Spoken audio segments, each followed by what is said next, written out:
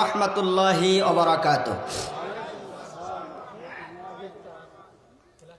আপনাদের সালামের যে সাউন্ড, এই সাউন্ড শুনে আমার কাছে মনে হইল আসসালামু আলাইকুম ইয়া হালাল কুবুর, এইটা বলা লাগতো।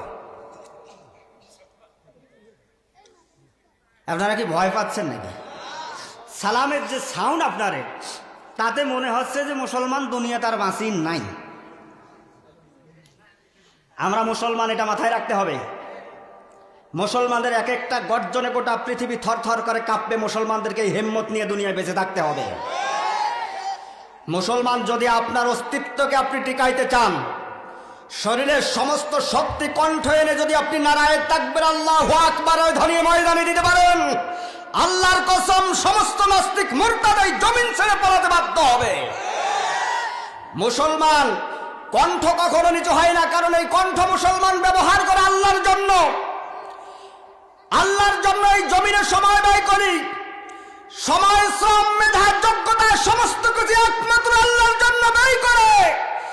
আল্লাহর সন্তুষ্টির জন্য যদি আপনি ময়দানে কাজ করেন, দুনিয়ার কোন পরাশক্তিকে ভয় না করে, একমাত্র আল্লাহর সন্তুষ্টির জন্য সমস্ত ভয় ভীতিকে উপেক্ষা করে শরীরের সমস্ত শক্তি কণ্ঠে নিয়েছে, আর একবার বাংলার মুসলমান নারায়ে তাকবীর আল্লাহু আকবার ধ্বনি যদি দিতে পারে, আল্লাহর কসম সমস্ত নাস্তিক মুরতাদ এই বাংলাদেশ ছাড়তে বাধ্য হবে, বাধ্য হবে, বাধ্য হবে।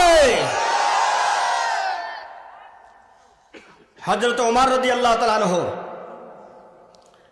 ইসলাম যখন গ্রহণ করলেন, আল্লাহর রাসূল সাল্লাল্লাহু আলাইহি ওয়াসাল্লামকে বললেন, ইয়া রাসূলুল্লাহ, আমি যেই দিন গ্রহণ করেছি, যে ইসলাম গ্রহণ করেছি, দিন যদি সত্য হয়ে থাকে, ইসলাম যদি সত্য হয়ে থাকে, আপনি নবী মুহাম্মদ সাল্লাল্লাহু আলাইহি ওয়াসাল্লাম যদি সত্য নবী হয়ে থাকেন, আমি ওমর ঘোষণা দিচ্ছি, আমি যেই দিন গ্রহণ করেছি এই দিনের দাওয়াত আর কোনো গোপনে হবে না।